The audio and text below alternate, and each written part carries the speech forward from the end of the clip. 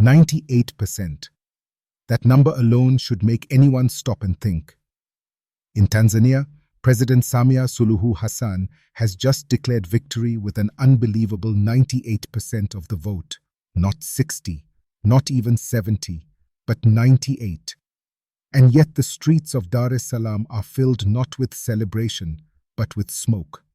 Hundreds of protesters have been killed, thousands injured, the internet shut down, and opposition leaders thrown in jail.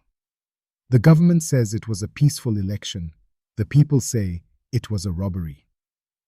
This is not just another African election gone wrong. This is a signal, a dangerous one, for the entire East African region. Because when one country silences its citizens, when leaders jail their rivals, when ballots become theater, others start to take notes. We've seen it before. In Uganda, in Ethiopia, in Eritrea, and now again in Tanzania. Each time, the world says, we're concerned. Each time, people die, and nothing changes. This election was not a contest. It was a coronation.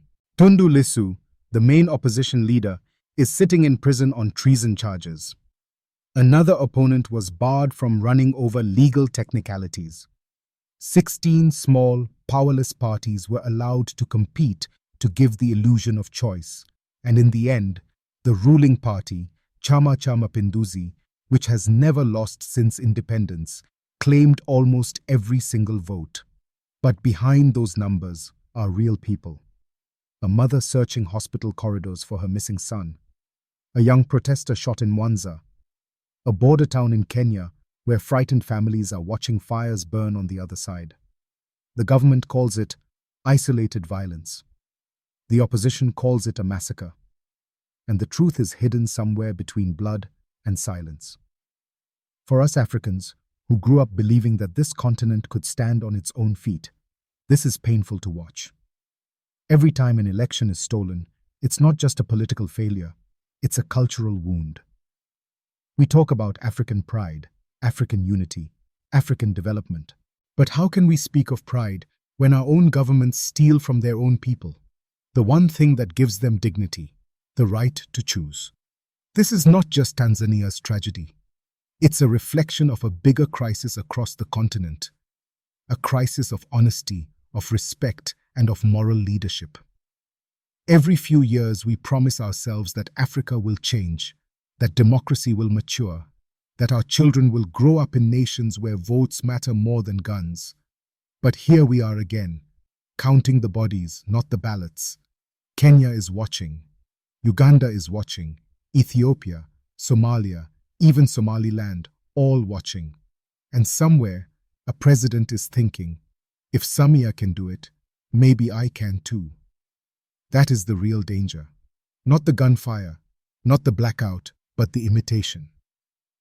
The idea that this can be done and accepted, that 98% can be justified as democracy, that if you say patriotism loudly enough, the world will forget the bodies buried behind it. The silence from the African Union is deafening. The East African community, based right there in Arusha, has said almost nothing. And the longer they stay silent, the more this silence becomes approval. We in East Africa need to face this honestly. The greatest threat to our future is not Europe, not China, not the United States. It's us. It's our leaders stealing from our people. It's the police shooting the same citizens they swore to protect. It's the internet being turned off so truth cannot breathe. For decades, Africa fought for independence, for freedom from colonial masters.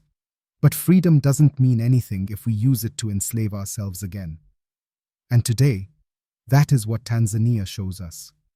A democracy wearing the mask of dictatorship. The question is no longer whether Tanzania will survive this. It's whether East Africa will learn from it.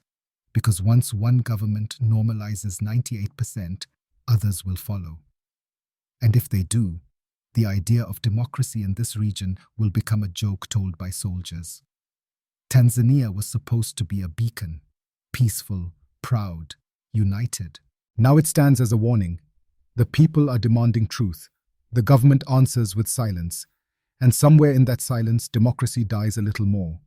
For those of us watching from outside, from Europe, from the diaspora, this should embarrass us because it shows the world that we haven't yet learned to protect our own freedom, that we can build skyscrapers, highways, even satellites, but not honesty. So tonight, Dar es Salaam is quiet, too quiet. The internet is still off, and the official results are final. But beneath that quiet, something is moving, a deep, rising anger, a sense of betrayal. If this becomes the new normal, if East Africa accepts this as politics, then we are condemning ourselves to an endless cycle of stolen elections and broken lives. And one day, the people will stop asking for democracy. They will demand something far worse. Tanzania's 98% victory is not a triumph.